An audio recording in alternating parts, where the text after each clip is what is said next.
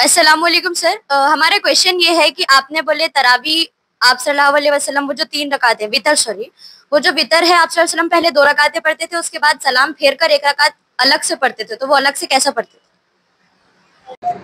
وعلیکم السلام ورحمۃ اللہ وبرکاتہ۔ سوال یہ ہے کہ جیسے میں نے بتایا کہ اللہ کے رسول صلی اللہ علیہ وسلم جو وطر کی نماز ہے 2 طریقوں سے پڑھتے تھے، ایک سلام سے بھی آپ پڑھتے تھے اور دوسری 2 سلام سے پڑھتے تھے۔ اس کا مطلب کیا ہے؟ مطلب آپ نے وطر کی نماز ایسے بھی پڑھی جس میں ابو داؤد کی حدیث میں نے ذکر کیا آپ کو کہ 3 رکعت اللہ کے رسول نے پڑھی، پہلی رکعت رکوع 2 سجدے پھر کھڑے ہو گئے، دوسری رکعت رکوع 2 سجدے پھر آپ کھڑے ہو گئے، تشہد میں نہیں بیٹھے، اور ڈائریکٹ تیسری رکعت میں آپ نے جو ہے تیسری رکعت میں رکوع سے پہلے جو ہے دعائے قنوت پڑھی، اس کے بعد تشہد میں بیٹھے اور سلام پھیر دیا۔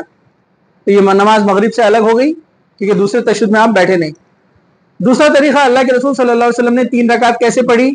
2 رکعت نماز پڑھی، دوسری رکعت میں آپ تشہد میں بیٹھے اور سلام پھیر دیا، 2 رکعت مکمل کر لی، پھر تیسری رکعت کے لیے آپ کھڑے ہوئے، پھر تیسری رکعت میں آپ نے ہاتھ باندھا، سورہ فاتحہ، سورہ اخلاص، پھر اس کے بعد دعائے قنوت پڑھی، رکوع سے پہلے بھی پڑھ سکتے، رکوع کے بعد بھی پڑھ سکتے، پھر 2 سجدے، تشہد اور سلام۔